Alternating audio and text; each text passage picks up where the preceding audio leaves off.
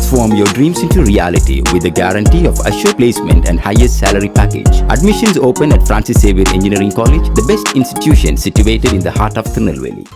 மதுரையில் பெய்த கனமழையால் வீட்டின் மேற்கூரை இடிந்து விழுந்ததில் ஒருவர் உயிரிழந்துள்ளார். இதுகுறித்து நமது செய்தியாளர் பிரசன்னா அளித்த தகவல்களை பார்க்கலாம்.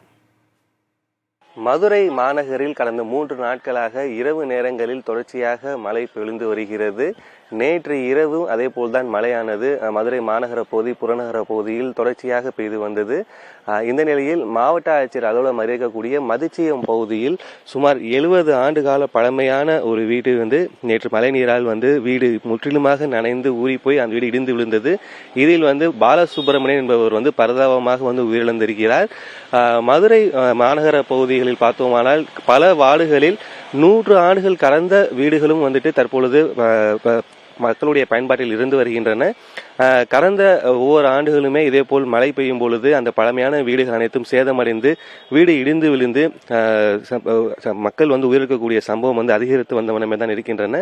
அந்த வகையில் நேற்று இரவு பெய்த இந்த மழையால் இந்த வீடு இடிந்து விழுந்து ஒருவர் உயிரிழந்திருக்கிறார். மாநகர பகுதியில் இருக்கக்கூடிய இந்த பழமையான வீடுகளை மண்டல வாரியாக சம்பந்தப்பட்ட அதிகாரிகள் அந்த வீட்டுடைய உறுதித்தன்மையை ஆய்வு செய்ய வேண்டிய கட்டாய சூழல் எழுந்திருப்பதாக இந்த பகுதி மக்கள் தெரிவிக்கிறார்கள்.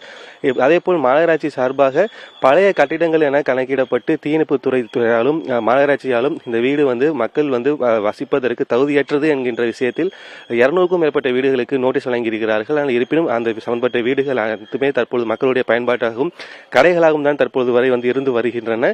எனவே அதிகாரிகள் உரிய கவனம் கொண்டு இங்கே இருக்கக்கூடிய இந்த பழமையான வீடுகளை மக்கள் பயன்பாட்டில் இருப்பது உறுதி செய்யப்படுமா அப்படிங்கிற கேள்விக்குறி இருந்திருக்கின்றன. இது குறித்து மாநகராட்சி அதிகாரிகளை தொடர்ச்சியாக கேட்கும் பொழுது வீடை பயன்படுத்த வேண்டாம் என்கின்ற அறிவிப்பும் நோட்டீஸும் ஒட்டப்பட்டிருக்கின்றன.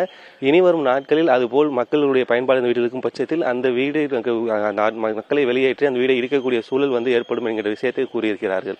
புதிய தலைமுறைக்காக ஒளிப்பதிவாளர் லக்ஷ்மணுடன் செய்தியாளர் Prasanna Venkatesh. Transform your dreams into reality with the guarantee of assured placement and highest salary package. Admissions open at Francis Xavier Engineering College, the best institution situated in the heart of Tirunelveli.